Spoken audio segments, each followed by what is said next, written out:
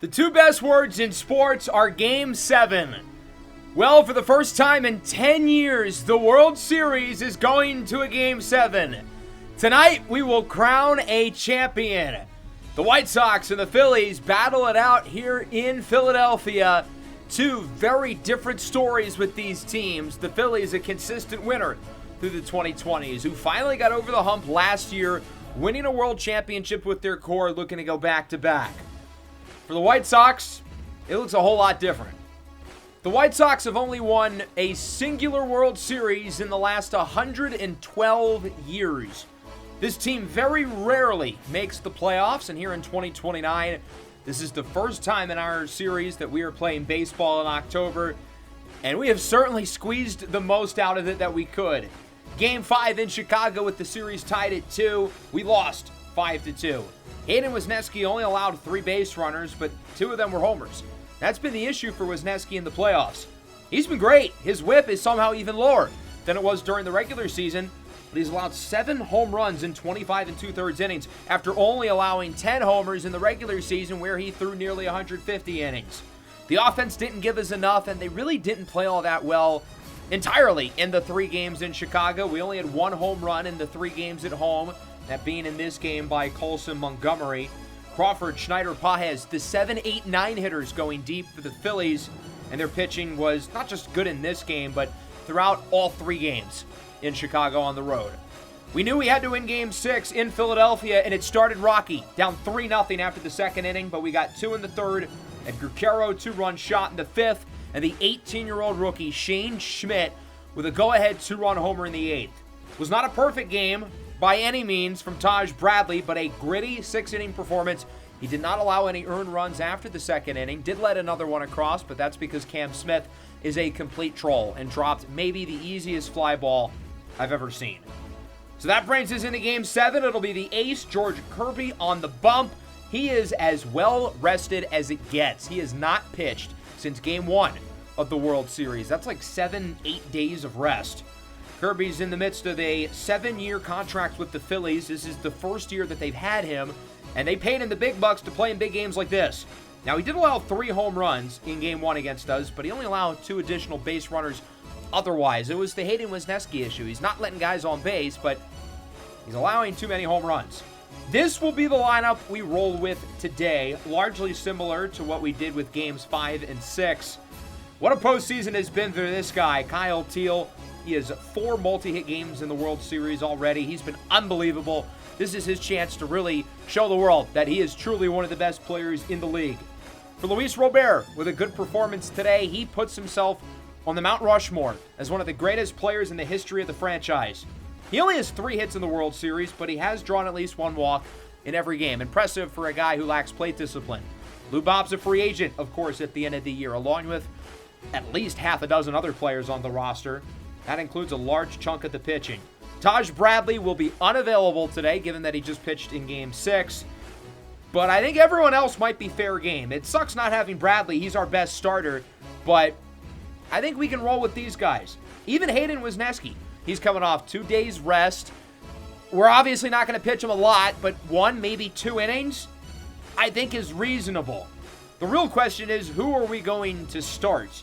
This would be Bryce Miller's scheduled outing, but he has not played well at all in the postseason. His ERA is hovering around 8.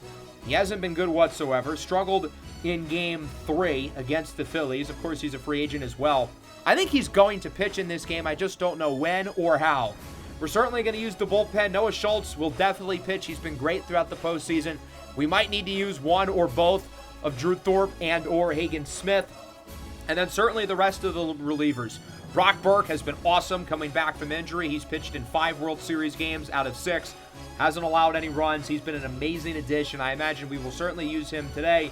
And then Ezra Valenzuela. We're going to try to get multiple innings out of the All-Star closer, who we've been selective with how we've used him throughout the World Series. He did get the save in Game 6. But other than that, in his 3 innings in Game 4, we haven't really pitched him a lot. We have conserved his arm.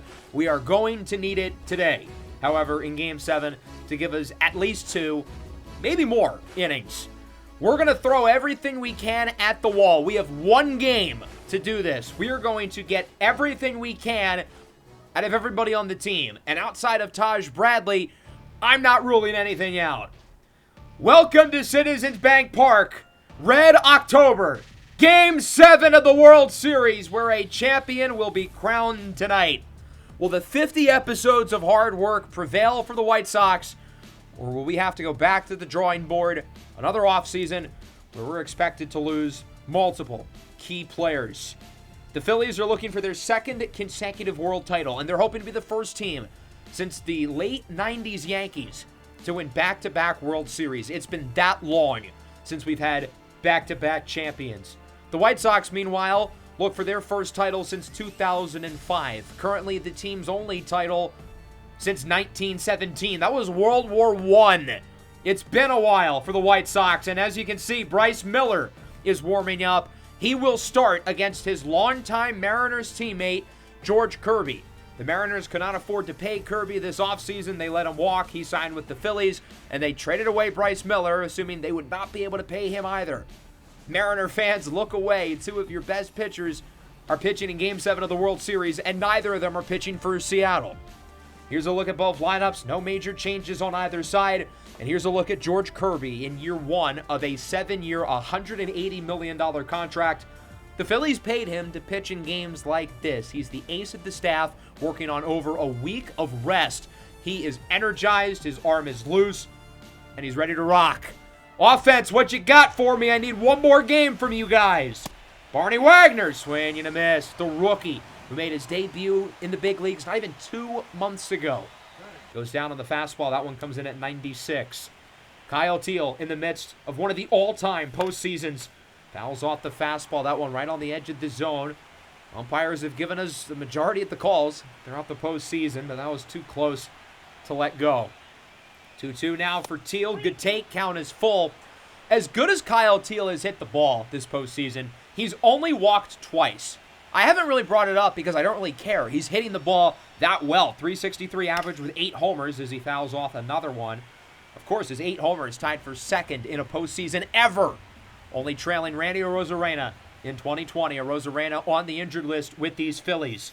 3-2, draws a walk.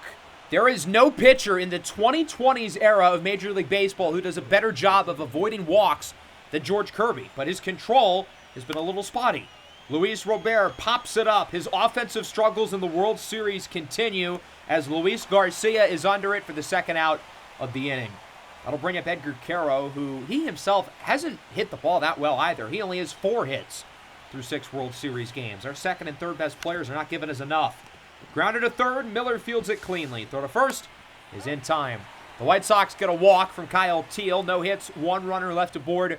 Pretty good opening inning for George Kirby. As we go to the bottom of the first, we take a look at Bryce Miller. We are rolling with his scheduled start, but we're going to take things a little bit differently. What I've noticed with Miller is that he has not struggled early in starts for the most part, other than his last outing, Game 4 of the World Series. But he generally struggles as the game goes along when he gets tired.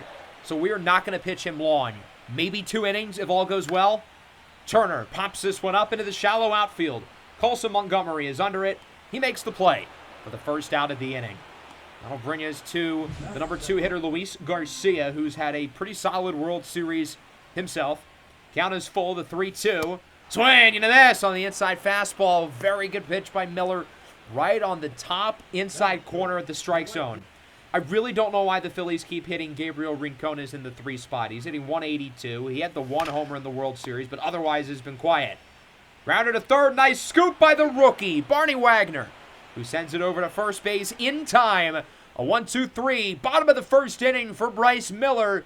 As we move into the second, we'll see if either offense can get rolling here. We've hit the ball a lot better throughout the World Series in Philadelphia compared to the games at home. 3-2 for Shane Schmidt. Good at bat for the youngster as he draws a walk. Second allowed by Kirby so far today. That is unlike him to allow 2 walks within the first 5 batters. The Phillies have had trouble throwing strikes throughout the entire series. Colson Montgomery goes down on the fastball. 99 miles an hour from Kirby. He's got an absolute rocket. Ketel Marte has had his ups and downs throughout the postseason, has really struggled with runners on base. That one comes in at 97. High and inside, got him. for strike 3.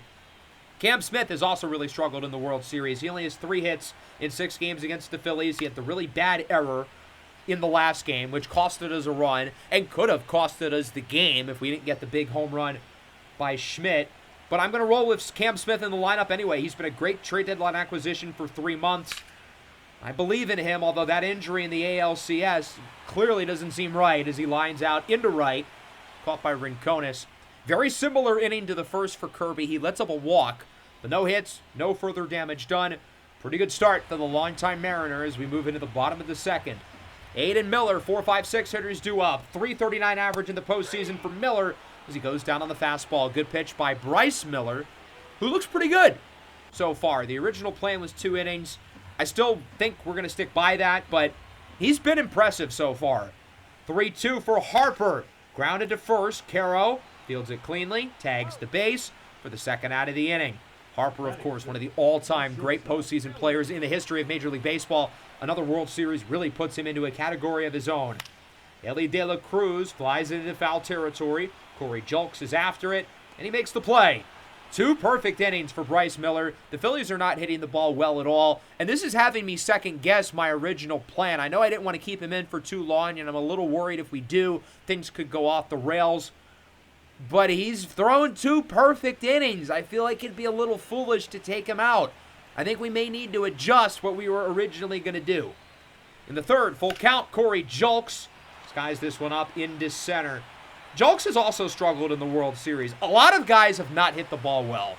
That's been a common theme. Our offense, for the most part, has let us down, especially in the contact department. We've hit the power. We're drawing walks. But we need more base hits. How about this? Barney Wagner gets it to drop. The first hit of the game for either team. It takes us an entire trip through the order, but we do get it. The rookie, Barney Wagner, with the first hit in Game 7 of the World Series. That brings up Kyle Teal in a big spot. I will say, over the last couple of games, Teal has struggled with runners on base. He's been so good throughout the entire postseason. This is his moment to truly shine. He's gotten a hit in damn near every game. Obviously, he's hit for tremendous power and playing good defense at catcher. I mean, this is truly one of the all-time great individual postseason runs that we've witnessed from Kyle Teal, and it's got to have a great finish, right? Well, he puts this one on the ground. 4-6-3, inning-ending double play. 3 shutty for George Kirby. The ace for the Phillies looks the part early. As we go to the bottom half of the frame, we are going to keep Bryce Miller in the game. I know it's a little bit of a gamble, but he's pitched really well, and I think it'd be foolish to take him out. He looks like the regular season version of Bryce Miller, who made the All-Star team. It's not like he's some scrub. Crawford pops out. Colson Montgomery makes the play for the first out. I'm not necessarily planning on Miller going for super long, but as long as he's playing well, I'm going to keep him in the game. Close call on the high sweeper. That should have been called strike 3. But Davis Schneider got a little bit lucky there. 2-2 on the way for Miller. Schneider with homers in each of the last 2 games. Ball won't lie! Goes down on the splitter. I mean, his pitches are unhittable. 3 strikeouts, and whenever the Phillies have put the bat to the ball, they haven't hit it solidly at all. Pajes hits this one actually somewhat well in the left. Julks is under it, makes the play. 9 up, 9 down. What a start for Bryce Miller in Game 7 of the World Series. He has pitched awesome. Now the 4th, 5th inning, that's where he's generally begun to struggle. But even in those other games, it's not like he was pitching this well. Bryce Miller's playing the game of his life right now. We need to let him cook. We also need the offense to wake up. They've given us nothing. Luis Robert goes down on the fastball. At the very least, we've gotten some base runners, couple walks and a hit, but we just haven't really shown much life at the plate today. 2-2, Edgar Caro puts it on the ground to short. Ellie De La Cruz makes the play. Throw to first is in time for the second out of the inning. Mariners fans must be conflicted. I mean, how do you feel that the 2 former pitchers who have been there for a while are playing like this in Game 7 of the World Series? Swing and a miss for Schmidt. First perfect inning of the game for George Kirby. Still scoreless. Only 1 combined hit as we go into the bottom of the 4th. Top of the order up for the Phillies. No base runners so far for Philadelphia. It's 9 up, 9 down. A perfect start in Game 7 for Bryce Miller. We've got some guys warming up in the bullpen if things go haywire, but for now, We're going to roll with the hot hand. Bryce Miller's been outstanding tonight in what could be his final game here. To Turner. That one gets by Wagner, a fair ball. It just stops rolling, so he's going to head to second. Julks, his throw is perfect and nearly in time. If Trey Turner has 98 speed, he might have been out. That was a great throw by Julks. But it's a leadoff double for Turner, and that makes things a little bit dicey. The Phillies have the fastest man, arguably, in the league in scoring position with nobody out. Do we take Bryce out of the game here?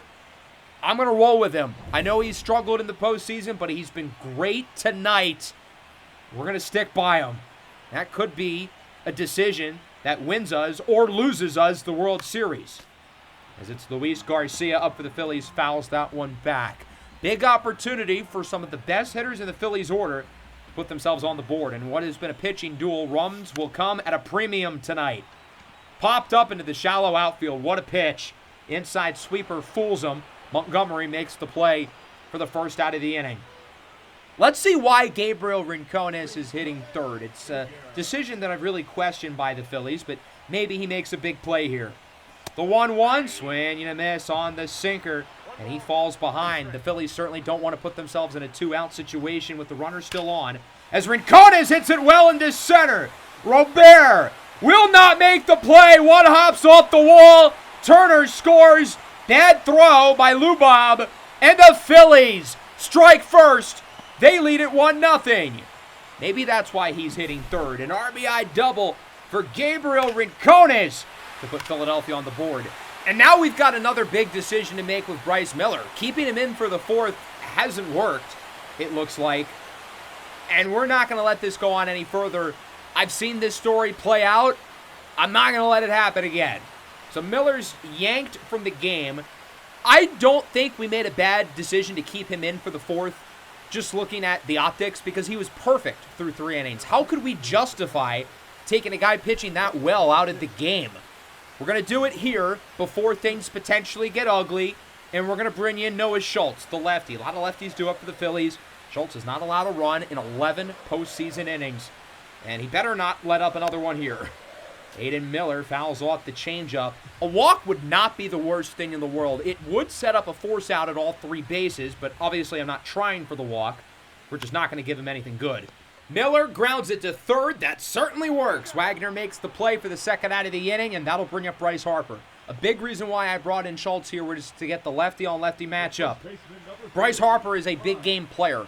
He hits homers in the big spots. He did in Game 2, and the Phillies needed it the most. He did. 1-1, looks at the sweeper. Even though there's 2 outs, I'm definitely not going to try to give him anything good. The last thing we need is for Bryce Harper to connect on a pitch and blow the doors off of this game. 2-1, that one is in. Great pitch by Noah Schultz for strike 2 as he pins the 2-seam fastball barely in the strike zone. Schultz takes a deep breath. 2-2 on the way for Harper, and that one is low and outside for ball 3. Count is now full for Harper. 2 outs, runner in scoring position, 1-0 lead for the Phillies in the bottom of the 4th. The 3-2 pitch is hit well into right field. That one is gone. Bryce Harper, the newest swing of his life. A 3-0 lead for the Phillies in the 4th inning. Philadelphia is the first to truly take control of Game 7. 6th home run of the year for Bryce Harper. I mentioned it during his first at-bat. This is one of the all-time postseason players in Major League Baseball history. That's why. 2-run homer in Game 7 of the World Series. Ellie De La Cruz now. That one is low for ball 2. We're going to roll with Schultz for now, largely because we don't really have a choice. This is still only the 3rd batter that he's faced off against. 2-1. Ellie De La Cruz fouls that one back. De La Cruz, of course, is a switch hitter, but struggles against lefties and is only hitting 195 through the duration of the playoffs. The 2-2, this one is belted back up the middle for a single, and the Phillies get another one of the fastest players in the league on base with 2 away. They can really make this game look ugly. They've already scored 3 in this inning. We're going to keep Schultz in for the lefty matchup with Crawford, as the count is 1-1. Big spot for Crawford, homered in Game 5. As he looks at the low sweeper, heading the count 2-1. He's got multiple other guys warming up in the bullpen if needed. 2-1, Ellie goes for second. Throw from Teal. Not in time. That was a good relay, but, I mean, there's not really a whole lot we could do. Ellie De La Cruz has 99 speed. One of the few guys in baseball who can challenge his teammate Trey Turner. He's the fastest man in the league. 2-2 on the way for Crawford. That one is outside the sweeper, and the count is now full. The last thing we need is for this inning to extend. We've got to find a way to get out of it. The momentum is already hanging on for dear life. Got him looking on the low fastball. That'll wrap up what was not a very good inning. Phillies get 3. An RBI double for Gabriel Rincones and a 2-run shot for Harper. Offense, let's go. 5 innings to save the season. We haven't hit the ball very well today. 1 hit, 2 walks. That's it. George Kirby's been tremendous. Offense has got to give us something. When we were 500 practically going into September, it was the offense who dragged us out of the bottom of the standings in the wild card race into the 2 seed. In the Seattle series, it was the offense who played well down the stretch. In the Minnesota series, it was the offense who led us to the World Series, and that's a good start. Base hit for Colson Montgomery. All we got to do is stack base runners, get guys on, give our best players an opportunity with runners on base to change the course of the game, just like we saw moments ago from Bryce Harper. Marte pops this one up. This one into the outfield, and it is caught by Schneider. At least Ketel Marte did not ground into a double play. That's been an issue for him throughout the course of the postseason. That'll bring up Cam Smith. He's given us nothing in the World Series, but a good Game 7 can change all of that. Good take. Slider just barely nips the outside part of the zone. That's kind of a 50-50 call for the umps. They'll give it to us. That one a lot easier of a take for ball 4. 2 runners aboard, 1 away. Big spot for Corey Julks. He's 3 for 22 in the World Series, but those 3 hits have been very timely. They've come in big spots. Well, there's no bigger spot that he has seen so far than Game 7 of the World Series with 2 runners on in a 3-run game. He is the de facto tying run at the moment as he looks at the fastball. 1-2. Oh, that's a good take. Fastball on the bottom outside corner at the zone. Corey Julks might have gotten lucky there. He might have been gifted that one as he fouls off the fastball to keep the at-bat alive against Kirby, who's at 100 pitches. We are working these counts. Bryce Miller's pitch count was low, which made it all the more unfortunate we had to take him out when we did. Fouls that one off. That pitch was not in the zone, but a good job to protect. Foul it off and keep the at-bat going. 2 on, 1 away, 3-run deficit. Julks lines it into left. Again, it is foul. That would have dropped for a base hit. That could have scored a run. Still remains 2-2. Julks and Kirby in a battle. Can we get another big hit from Julks? Lined over the glove of Garcia for a single. We're going to send Montgomery. He will score. The other runners will hold. An RBI single for Corey Julks, and the White Sox are on the board. It's 3-1. We needed a timely hit. We got one from Julks. But guess what? We're probably going to need another. George Kirby will be yanked out of the game. He's starting to struggle. Led up the walk to Smith, a couple of hits, including the RBI. And the Phillies are going to go to their bullpen, one of the best units in baseball. Much like Bryce Miller, a good outing for Kirby, even if the numbers may not reflect it. And he's certainly going to need some help from Griff McGarry to get out of the inning. McGarry's been great in the postseason, 1.64 ERA in 11 innings. That's only 2 earned runs allowed. We got to start a rally here. We've got the top of the order up. Who knows how many more chances we're going to get with multiple runners on base, given our inconsistency in terms of getting guys on. Barney Wagner fouls off the curveball. What a big spot for the rookie. 5 for 25 in the World Series. Had the 2-homer game in Game 1. Since then, he's been quiet. Did have a hit earlier, back in the 3rd inning of this one.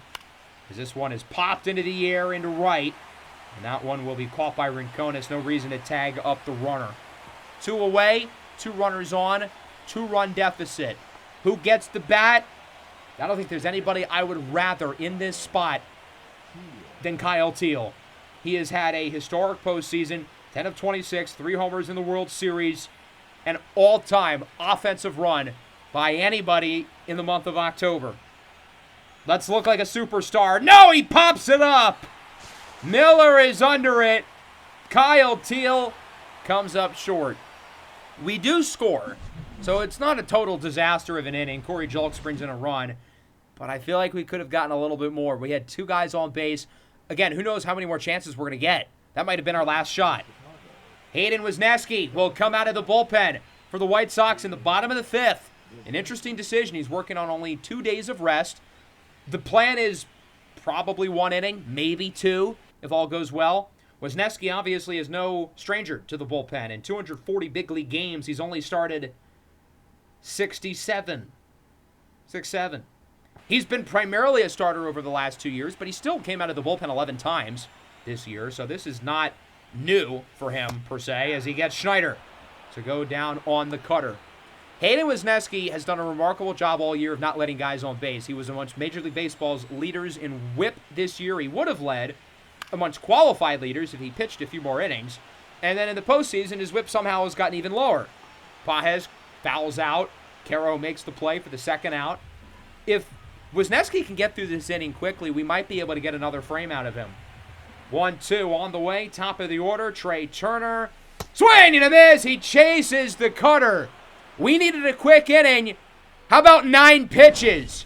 Realistically, I thought we were only going to get 1 inning out of Hayden, but he threw single-digit pitches. I think we can get another one out of him. I think we will keep him for the 6th inning. The Phillies are going to roll with McGarry, who got out of the jam in the top of the 5th. 3, 4, 5 hitters. Luis Robert, Edgar Caro. You guys have been quiet in the World Series. Give me something here. Checked his swing, went around. Luis Robert strikes out on the curveball. That pitch has so much movement. I mean, my God, it is filthy. Edgar Caro behind in the count. 1-2, playing first base as he has through most of the postseason, and he goes down on the curveball. That pitch is just ridiculous. I mean, what are we supposed to do? That pitch is moving at a ridiculous level. 2-2, Shane Schmidt. Good take. Count is full. Schmidt walked earlier back in the 2nd inning. And he reached base again. The 3-2 for the rookie is high. So Schmidt is aboard. Big at bat for Colson Montgomery. From barely making the roster to a big Game 7 opportunity. Singled back in the 5th. And he is our lone run so far today. Driven in off the RBI by Julks. Count is even. 1-1 for Montgomery. 2 away in the 6th. That one is foul. Oh, that was close. I don't think it would have scored Schmidt, especially considering he's slow. But it probably would have gone for a double. Could have given a 2nd and 3rd for Ketel Marte. 1-2. Montgomery fouls off the slider. Way to protect. That pitch had a lot of movement, but he's able to keep the at-bat going. Still 1-2, though. McGarry certainly will look to get creative with the off-speed. Montgomery's got to be patient. And that was not a very good pitch. He kind of wasted one there. Outside changeup evens things up at 2. Tying run at the plate for the White Sox. The 2-2. Swing and a miss on the changeup. McGarry gets through the 6th. And the clock is getting closer and closer to midnight for Cinderella. It's like 11:45. So we have a little bit of time, but not much. The slipper might no longer fit. We only have 3 more innings. Wesneski will stay in the game. Garcia flies out to left, caught by Julks. Risky keeping Wesneski in the game with some of their best hitters up. But he's pitched really well. He hasn't allowed a base runner yet. The leash with him is short, but if he pitches well, I'm keeping him in. Rincones on the ground. Montgomery makes the play. Throw to first is in time for the 2nd out of the inning. What's interesting is, other than the bottom of the 4th inning, the Phillies have 0 base runners. If you take the 4th out, our pitching has been flawless in this game so far. 1-2 for Aiden Miller. Swing and a miss on the cutter. 2 dominant innings for Hayden Wesneski. Came out of the bullpen. I was expecting 1. He gave us 2. A perfect end to an amazing season for Wesneski. We're not going to bring him back for the 7th because his arm might literally explode. Ketel Marte gets a hold of this one. High and deep in right center. Rincones at the wall. It goes off the wall. Marte walks into second base with a double.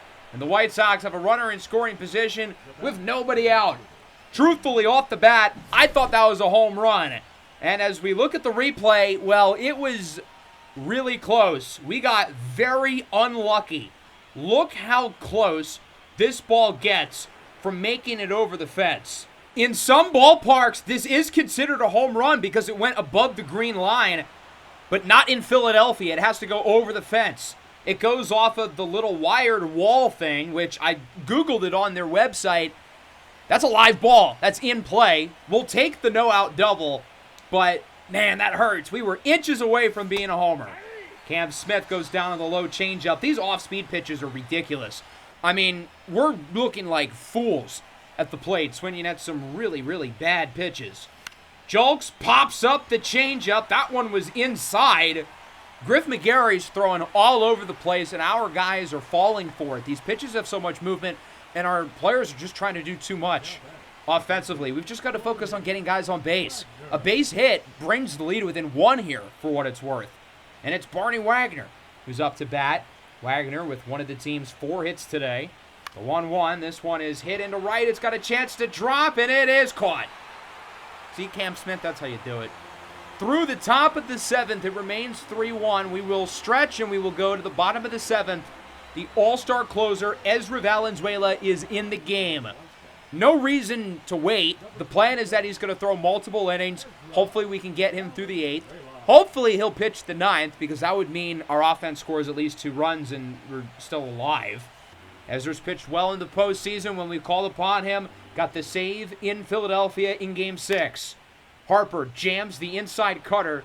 How scary is it to see, especially as a lefty, that 97-mile-an-hour cutter coming inside? I mean, credit to Harper for not dodging out of the way. I mean, that's got to be extremely frightening. De La Cruz 1-2. Hit sharply to third. Wagner makes the play. Throw to first is in time. Ezra's looking good. The pitching continues to be really impressive for the White Sox. Crawford 1-1. That one is up and in for strike 2. We still have not allowed a single base runner other than the 4th inning. That is remarkable. Swing and a miss on the high cutter. That pitch is just unhittable. Another perfect inning. 6 of 7 innings. The Phillies have no base runners. Yet they lead the game by 2. We have 2 innings to do this, guys. We need 2 runs to tie, 3 to take the lead. If LeBron can come back down 3-1, so can we. Miguel Castro will pitch the 8th. Orion Kerkering will probably pitch the 9th or come in early in the 8th if things get a little dicey. And look who's up. 2, 3, 4 hitters. Teal, Lubob, Caro. This is the chance. Our 3 best players are up. We have to take advantage. The 3 of them have combined for 0 hits today. They are 0 for 8. Kyle Teal walked back in the 1st inning. That's it. They haven't given us anything. Could be the final at-bats of these guys' seasons. Could be the final at-bat for Luis Robert with the team. These guys got to give us something here. These are our superstars. It's now or never. Teal looks at the inside slider, working a good at-bat as the count is full. I don't need a big swing. I just need you to get on base. 3-2 pitch is crushed into the foul seats. If he swings a little bit later, that's probably a home run. It went 100 miles an hour off the bat. Slider down the middle. I mean, man, that was the pitch. Maybe this was the pitch. Teal into right. It's foul again. He's just a smidge too early. Back to back. Sliders in the middle of the zone that Castro mislocates. And instead, Teal puts it on the ground. I mean, he hit that ball solid. It was a good at-bat. Had 2 near home runs. But at the end of the day, an out's an out. I mean, there's no difference of that out or a much worse at-bat. Luis Robert, 0 for 3 tonight with 2 strikeouts. He's drawn 7 walks in the World Series, but he's 3 for 22 otherwise. Hasn't given as much at the plate since the homer in Game 1. In what could be his final at-bat with the White Sox. As he fouls off the slider. Lubob, La Pantera, I need you, buddy. It's now or possibly never. This could be his last at-bat with Chicago, the 1-2. That one gets away. Got by Pages. And the count is now even 2-2. I just need you to get on base. Give me a single. Give me a walk. Give me anything. This one is lined to second. It's caught by Garcia. The Phillies are 4 outs away from winning the game. Edgar Caro only has 4 hits in the World Series. He had that big homer in the last game, but otherwise hasn't hit for much power. The contact hasn't been great. Let's see it here. Hits it well into left, and it is caught by Schneider into the middle of the 8th. 3-1. We will need at least 2 runs in the 9th to keep it alive. We're going to keep Ezra in the game for the bottom of the 8th. He threw a 1-2-3 inning in the 7th. I mean, no reason to take him out. He's got energy. Hopefully, we can get him in the 9th as well. Again, that would imply we keep the game alive to the bottom of the 9th as Schneider goes down on the curveball for the first out of the inning. That pitch way low in the zone. Either team's plate discipline has been very good down the stretch. Pages grounded to third. Wagner makes the play. Throw to first is in time for the second out of the inning. I'm sure the Phillies feel confident with a 2-run lead, with a cold White Sox offense and one of the best closers coming in. I'm sure they'd love to add some more runs, though. 2-2, Turner. Got him looking on the cutter. The pitching continues their dominance. 7 of 8 perfect innings. Yet we're still down. We need at least 2 runs in this inning to tie, 3 to take the lead against one of the best closers in the league, Orion Kerkering. 7 of 7 in save ops, 0 earned runs all postseason, reliever of the year of the National League last season, and our best hitters are at the bottom of the order. 5, 6, 7 due up. That starts with Schmidt.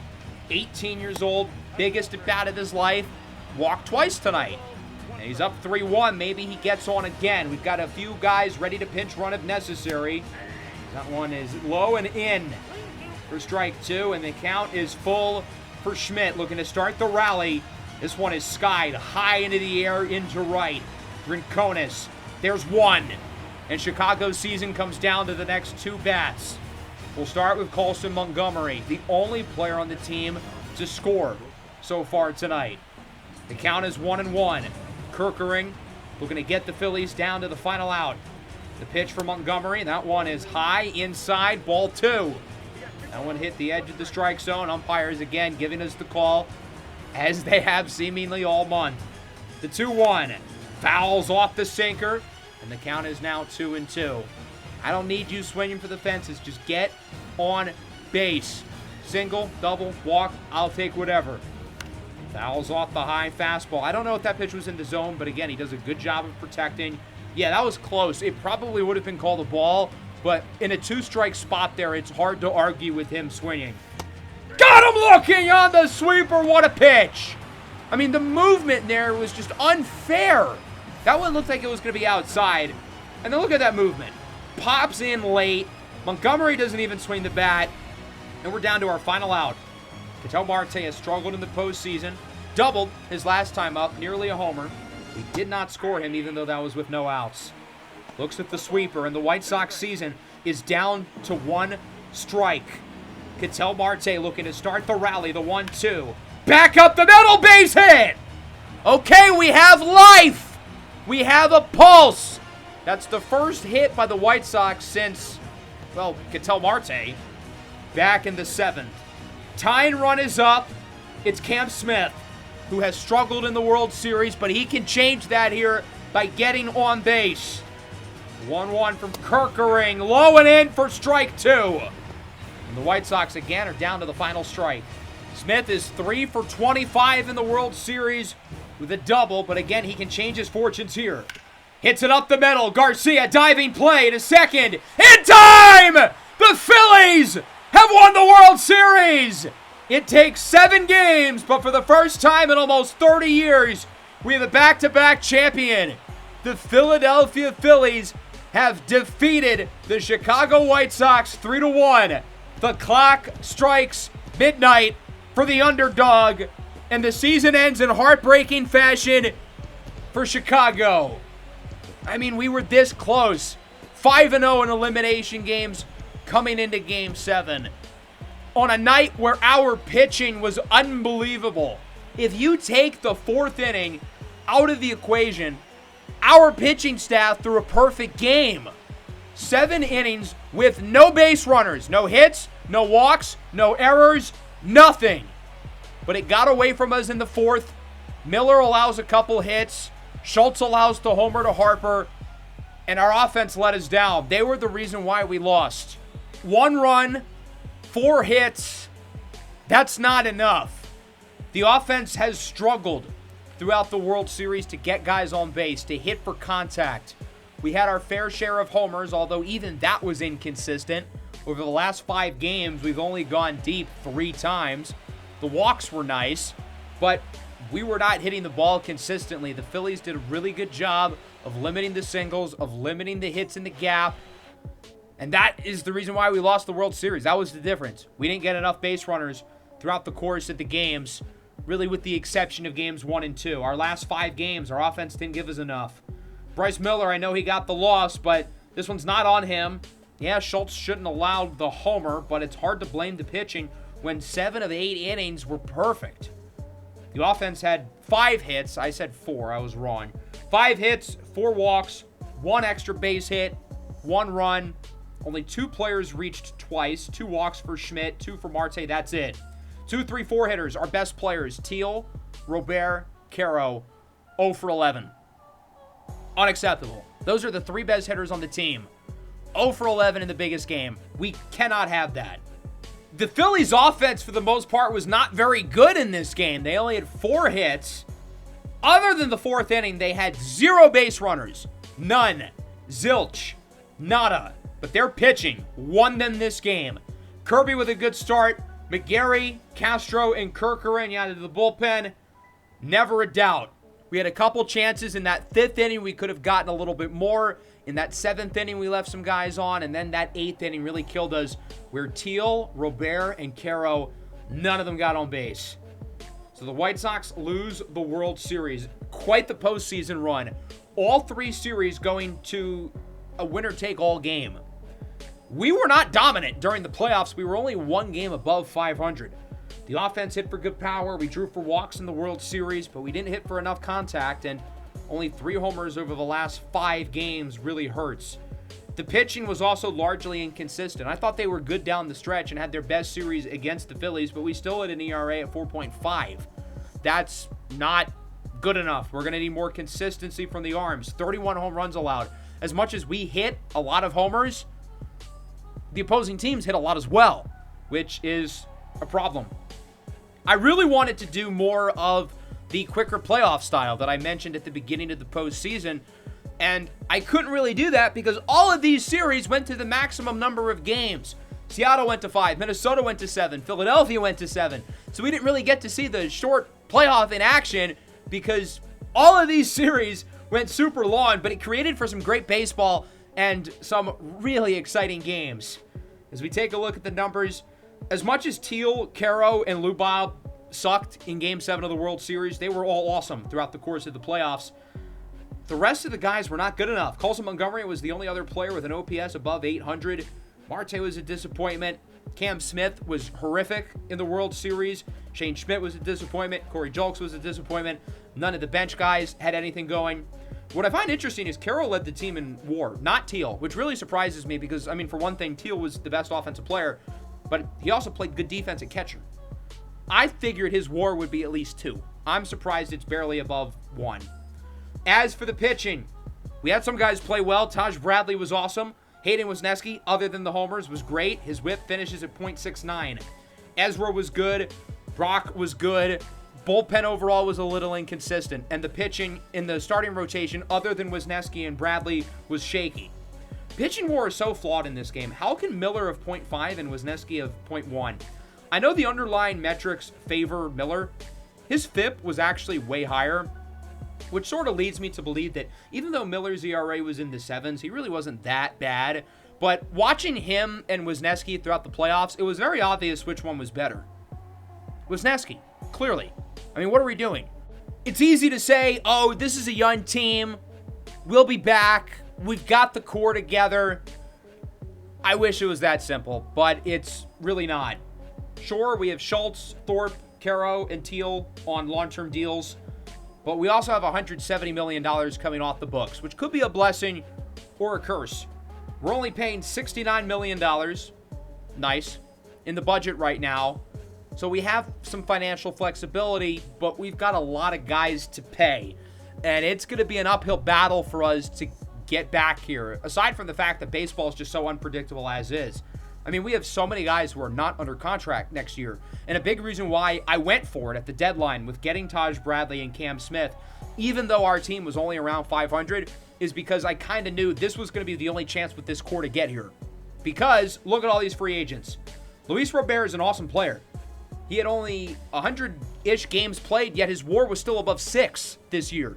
He was awesome in the playoffs. Sure, he was bad in the World Series, but he's been great for us the entire duration of the series. This is the type of guy you pay to build your team around. Well, here's the problem. He wants $35 million. He's 32 years old, and he relies on athleticism, speed, and power. Those are the skills that give out quicker. He is a regression candidate, and I don't know if you want to give that $35 million. Taj Bradley was a grand slam trade deadline acquisition. He was awesome at the end of the regular season. He was awesome in the postseason, but guess what? Because of that, his price goes up, and he wants $28 million. Bradley has not consistently been an ace throughout his career. Is this season a flash in the pan, or is it a sign of things to come? Bryce Miller was a good trade acquisition for us in the offseason. He stayed healthy this year. He made the All-Star team, WAR above 4. I know the metrics were not that bad for him, but the fact of the matter is he was a disappointment in the playoffs, even though I thought he pitched quite well in Game 7. That's not to mention Ketel Marte wants 19, and damn near the entire bullpen is here. Estevez, Burke, King, Jimenez, Santillan. That's most of our relievers. The only members of the bullpen who are under contract next year are Ezra Valenzuela, Penn Murphy, who's coming off a serious injury, Dre Jameson, who's ideally a minor leaguer, and Bruno Merced, our first-round rookie, who I'm really excited about, but he is very unproven. So with our top 2 starters, arguably, most of the bullpen, and the face of the franchise in the outfield, all as free agents, it's a lot easier said than done to say this team, especially in a sport that's so nuanced and unpredictable like baseball, who knows if we're going to get back here. This might have been our only chance. Nonetheless, I hope you guys enjoyed. Next time around is the offseason. We've got some tough decisions to make. There's a good chance our team is worse going into next year with all of these free agents who might leave. So we might have to say some tough goodbyes. We might have to hand out a lot of money. Nonetheless, I hope you guys enjoyed despite the result. Make sure you hit the like button. Subscribe if you're new. Peace out.